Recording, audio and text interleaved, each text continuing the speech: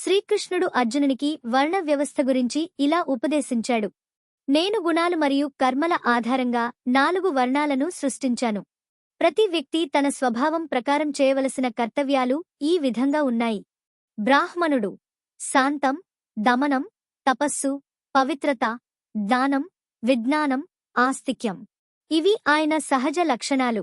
క్షత్రియుడు శౌర్యం, తేజస్సు, ధైర్యం, యుద్ధసహనం, దానశీలత, నాయకత్వం. ఇవి ఆయన గుణాలు. వైశ్యుడు వ్యవసాయం, గోరక్షణం, వ్యాపారం. ఇవి ఆయన కర్మలు. శూద్రుడు సేవ చేసుకోవడం, ఇతరుల సహాయానికి నిలవడం ఆయన సహజ కర్తవ్యం. ఈ విధంగా గుణం మరియు కర్మల ప్రభావంతో వర్ణాలు విభజించబడ్డాయి, జన్మ ఆధారంగా కాదు. శ్రీకృష్ణుడు చెప్పినట్లుగా ప్రతి వర్ణం సమాజానికి అవసరమైన భాగం. అందరూ తమ కర్తవ్యాన్ని భక్తితో నిర్వహించినప్పుడు సమాజం శ్రేయస్సు సాధిస్తుంది.